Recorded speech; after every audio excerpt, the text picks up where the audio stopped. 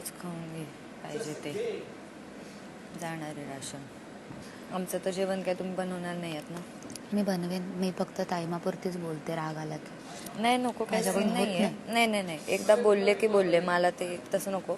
आमचं आम्ही बनवून खावा, मला तसं काही प्रॉब्लेम नाही आहे. पण जे निकष होते ना की ती दिसतीये तर ती दिसतीच आहे. आणि राकेश बापट हा फक्त आणि फक्त तिच्यामुळे माझ्यामुळेच दिसला. मग मी का घराचा विचार करू?